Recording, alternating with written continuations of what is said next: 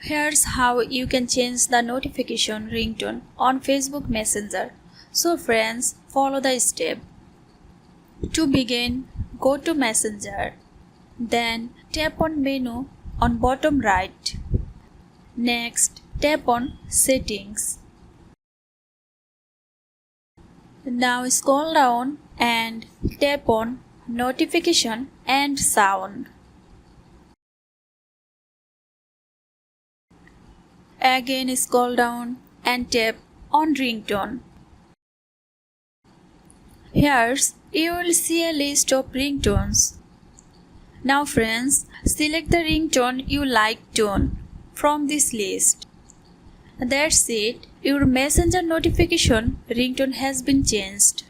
Thanks for watching.